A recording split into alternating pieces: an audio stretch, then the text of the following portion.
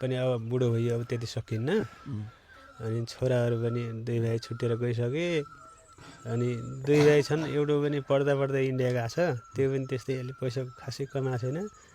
अनि सानो चाहिँ अब खुट्टो त्यसको चाहिँ पोहोर साल होलीको दिनमा चाहिँ त्यसको खुट्टो भाँचेर त्यसको लगभग अब 1.5 लाख चाहिँ त्यसको खर्च भइहाल्यो। त्यो पनि ऋण कर्ज गरेर गरे हो। अहिले चाहिँ त्यसको ऋण तिर्नै बाँकी छ, रड निकाल्न छ।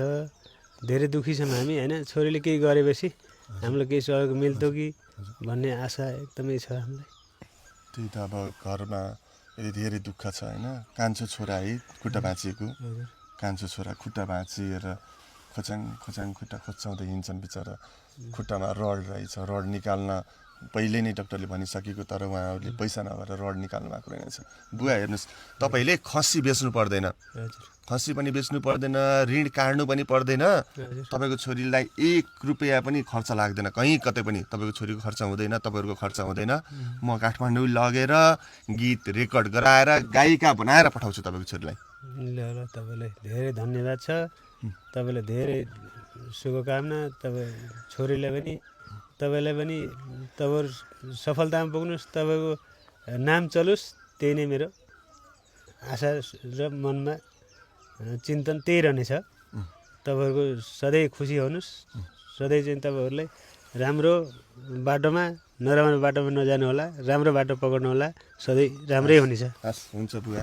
आमा, आमा त हेर्नु त बिचरा बोल्न पनि नबोल्ने। यता बर्को भिजिसक्यो आमा, तपाईँ रोएर हेर्नुहोस् त। यता हेर्नु, आमा नरुनु, आमा आमा यता हेर्नुहोस्, नरुनु। अब त खुसी हुनु न आमा, गायिका बन्ने भयो नि तपाईँको छोरी। यता हेर्नु त आमा, आमा यता हेर्नुहोस् त, के भन्नुहुन्छ? मैले त केही भन्न सक्दिनँ।